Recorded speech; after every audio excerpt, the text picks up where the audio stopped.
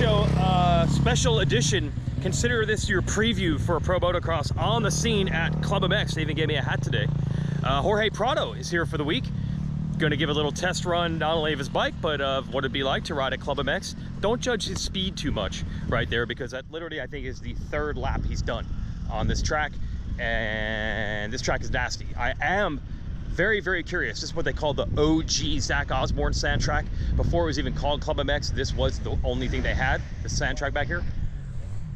This dude, as you know, Prado's ridden the gnarliest sand tracks in the world. I'm curious to see how he feels it compares to the insanity that is Lommel, for example. Look at this, dude. Look at this. Looks fun, probably actually isn't.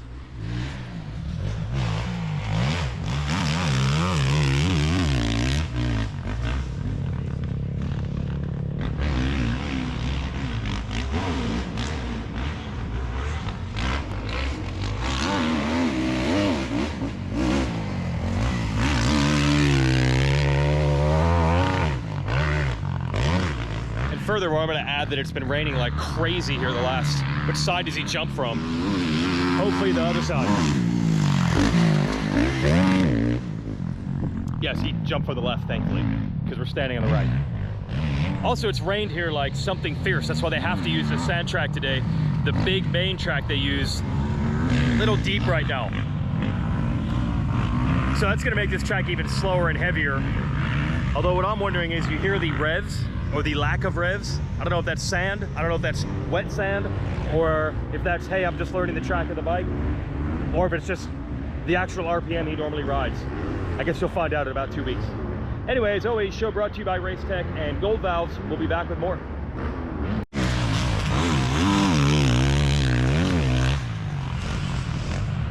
Let's run. That's what happens when you don't have zoom lenses, people. This is what I do for you to get you footage of Prado. That's fast.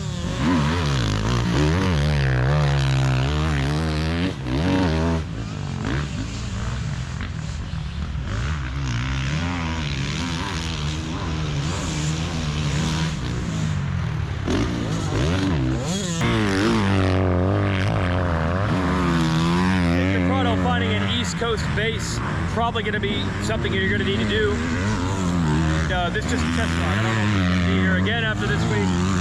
I wouldn't be surprised, but haven't heard any, oh, he's definitely moving to Club MX. But from my perspective, it would be cool. It's always good to have more people to hang out with at the airport, which I'm sure is a huge priority in his life. We'll get to you in a second, because you're future. I'm going to talk to present first. That's Alex Fedortsov, remember? The winner, SMX Next. We'll talk to him a little later.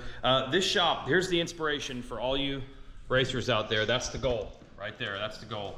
That's the goal, Mike B. Put it to Jet Lawrence like Phil did. Many times. Many times. He did, many times. He put it to him many times. I think of Iron Man specifically. He just laid the wood to him. Laid the wood to Jet Lawrence. Yes, he did in Chicago for half a lap. Guess who's going to do it this year? What? Big 450 guy. Run me through what happened in 22, 23, 24. Last year you raced 250 for this team. 22, blew my knee out, about died in Arlington. Okay. Out for the year. And then 23, Phoenix said we're not going racing. Oh, that's right. I was talking to you at the starting gate, Yeah.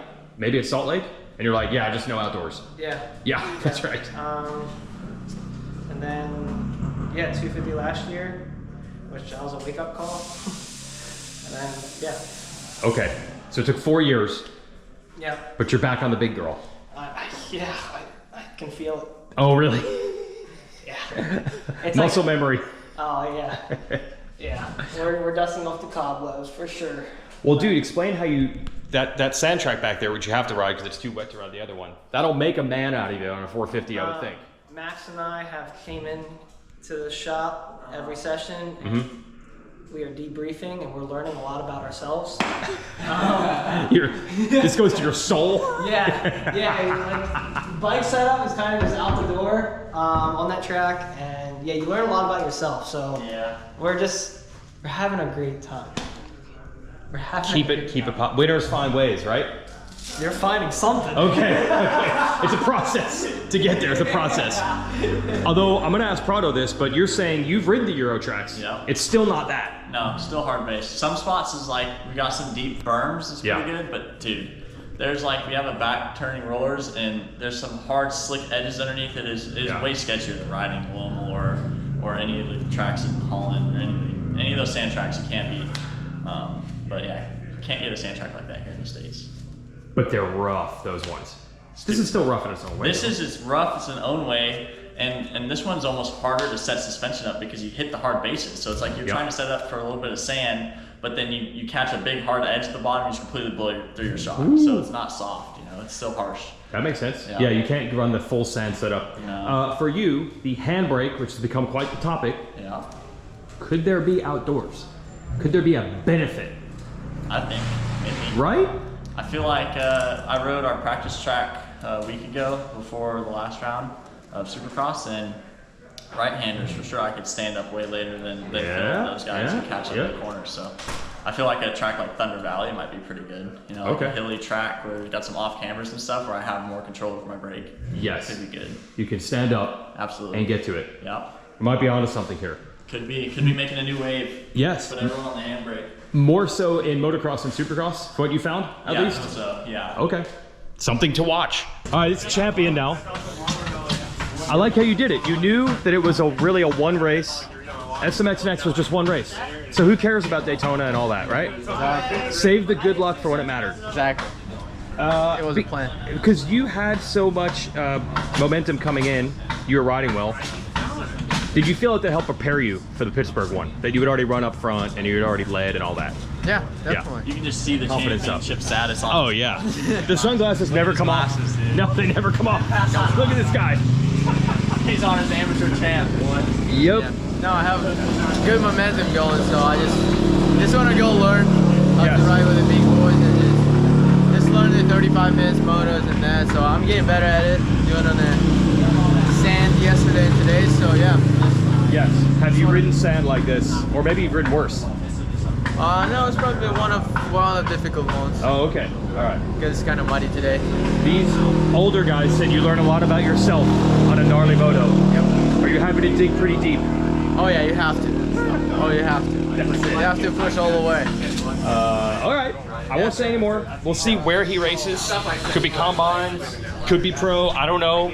We don't know, but he's doing 35s. He's doing 35s. That's all we know right now. Maybe we'll check in over here. Hey! Oh, Grumpy Cat. Okay, there were rumors that Phil's bike broke, but there he is. So maybe we're good. We're gonna check in with Grumpy Cat. There haven't been a lot of Phil Nicoletti prepping for Canada Insta Bangers. So we're gonna try to get some intel. Is that a start? Is that how you start a moto here? Okay, that's Gavin Towers. Vohland and Coty Schock.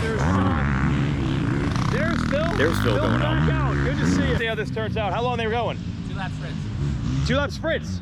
It's good for media. It's hard to edit a 30-minute moto.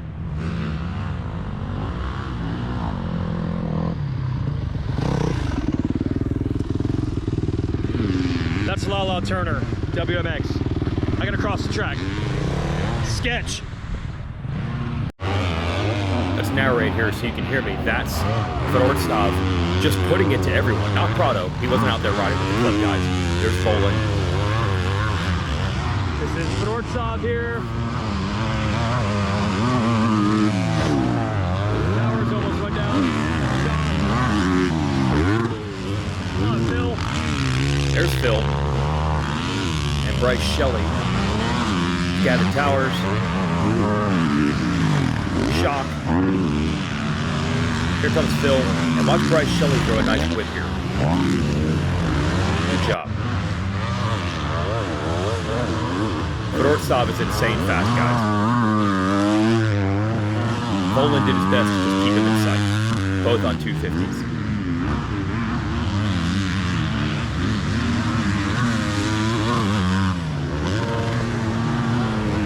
Here's Schock. Still getting used to the 450. Still learning a lot about himself. There's Towers. There's Freddie Noren. Oh, Freddie Noren, yeah. Here's Phil and Bryce Shelley again.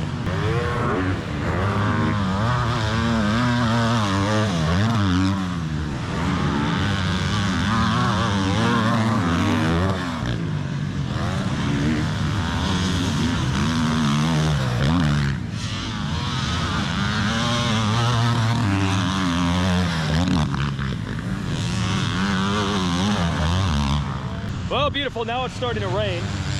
I got a noon meeting. I got to get on my computer. How convenient. That's why they're on the sand track, because it holds up better. You know, the legend of that track actually is there's an old motocross track that used to hold races called Sand Hills, like a quarter mile from here. And Zach Osborne says he used to race there, and then they would take their pit bikes out between motos and ride over here in these woods and ride the sand. And he said, man, if I ever have any money, I'm gonna buy that sand pit. And he did. And that became this, the OG Zach Osborne sand track. Wasn't planning on making it a functioning business or anything like that. It was like kind of Zacho's own private mammal. I think actually when he bought this, he was still living in Europe and racing over there at the time. And then he and Brandon Haas got together, and Zach's no longer one of the partners here, and Brandon has obviously taken it to an entirely different level of both Supercross and Motocross. But this track still comes in handy when it's raining, and I thought I was going to leave, but Prado's about to go ride again, so I guess I'm back. I am astounded with the low RPM. RacerX Podcast Network has my full interview with Prado, but here's his thoughts on the track. If you tell me we are in Belgium or Holland, I would believe, and I would tell. Oh, it's this is similar. deep. It's close enough. We don't have deeper than this. I mean, Really? this is very, very close. Okay. Yeah, it has some spots where the dirt is a little bit softer, and some spots where the dirt is slightly harder. But Yeah. overall, it could be Holland.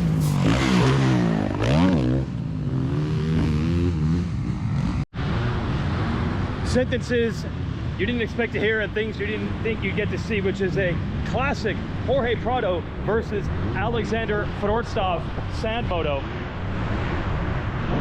They're doing sprints. Prado's just testing. I don't think he's hammering down, but for what it's worth, they jumped in behind him.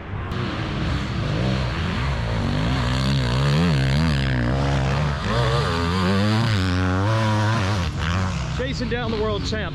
Trying, at least.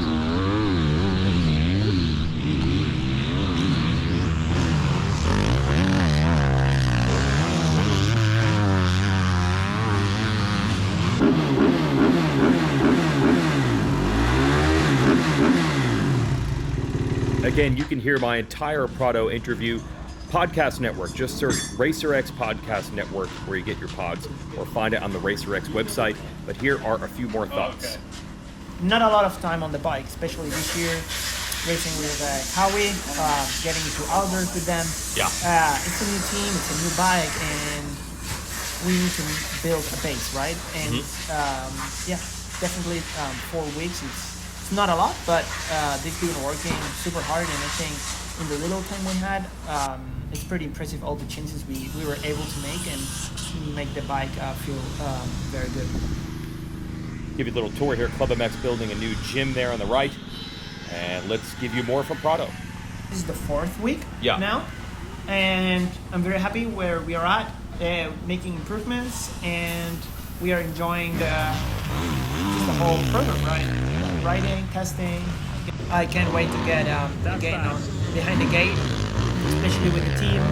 Yeah, we've been doing a great job together, so I would love to, get good results for myself, but also for them, and put a red plate on the Kawasaki.